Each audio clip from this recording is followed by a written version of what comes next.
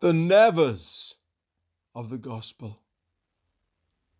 O Lord, may I never fail to come to the knowledge of the truth, never rest in a system of doctrine, however scriptural, that does not bring or further salvation, or teach me to deny ungodliness and worldly lusts, or help me to live soberly, righteously, godly. Never rely on my own convictions and resolutions, but be strong in thee and in thy might.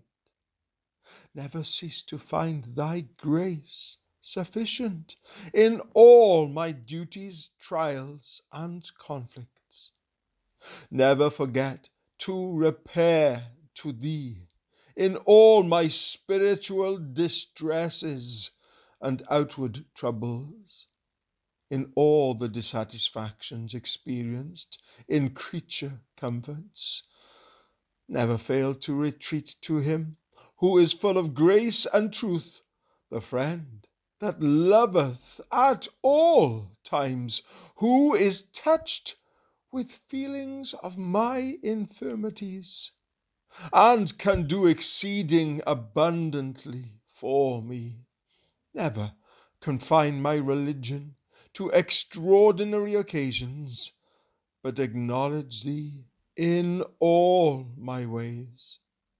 Never limit my devotions to particular seasons, but be in thy fear all the day long.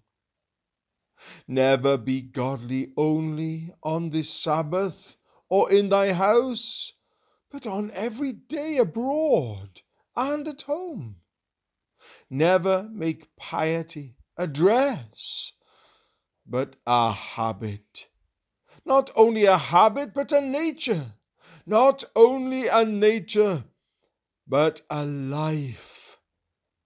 Do good to me by all thy dispensations, by all means of grace, by worship, prayers, praises, and at last let me enter that world where is no temple, but only thy glory and the Lamb's.